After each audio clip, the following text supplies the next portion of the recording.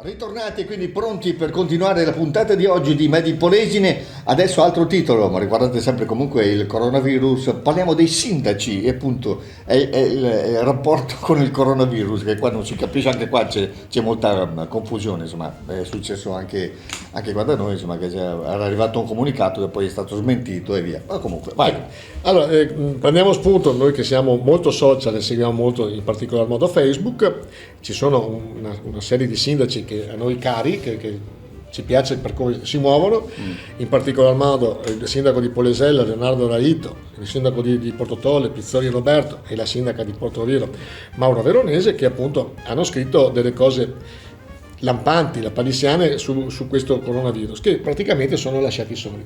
In particolar modo la sindaca o il sindaco di Portoviro, Mauro Veronese, dicevano come noi che siamo l'ultimo presidio, quelli che sono in prima linea per affrontare queste emergenze, perché se nel nostro comune abbiamo uno che dobbiamo muoverci per muovere l'USL, eccetera eccetera, sappiamo le cose dopo Barbara D'Urso, c'è qualcosa che non funziona, cioè, nel senso che se una notizia la dai prima ai media e poi dopo ai sindaci, secondo me è una cosa sbagliata. Quindi stiamo dimostrando in questo caso, al di là della bravura degli operatori sanitari, che poi chapeau, dei dottori, dei medici condotti, degli infermieri, questa massima rispettabilità, ci aggiungiamo massimo rispetto per tutti i sindaci dei nostri territori, veramente lo diciamo col cuore, però dall'altra parte c'è una serie di dilettanti allo sbaraglio che stanno dicendo tutto e il contrario di tutto, non solo politici ma anche i virologi, cioè mettetevi d'accordo perlomeno voi, cioè, se tu hai capito se sto coronavirus è pericoloso, c'è un virologo che dice che è la nuova peste e l'altro dice è poco più che l'influenza. Chi dobbiamo ascoltare? Quindi la non conoscenza crea sempre panico, quindi se si fa ancora in tempo a recuperare, al di là dei danni economici che stiamo provocando nel nostro paese, che ci leccheremo come danni per un po' le ferite per un po' di tempo, ma perlomeno mettete un addetto stampa che dica per tutti la notizia che sia quella. E i virologi, che sono diventati ormai delle star, perché sì. probabilmente nel buio dei loro laboratori non sapevano che fuori c'era un mondo di lustrini e luci, e sono diventate delle star e adesso si stanno crogiolando. Noi vorremmo sapere, dobbiamo preoccuparci, è un'influenza, non è un'influenza.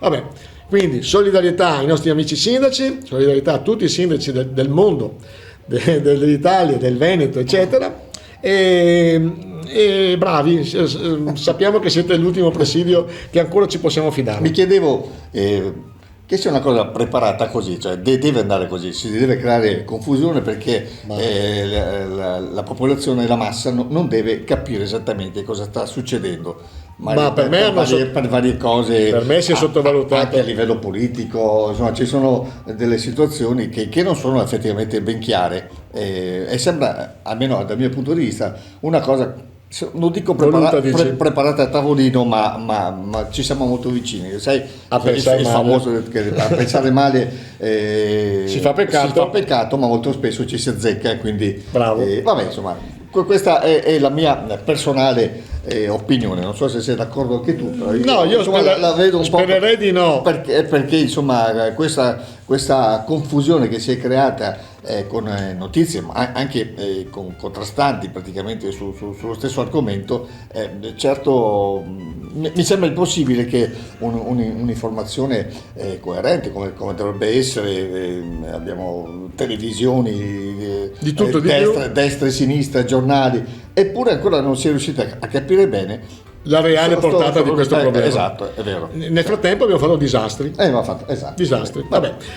Vabbè, supereremo anche questa, perché noi italiani siamo tosti e forti. Dai, ci sentiamo tra poco.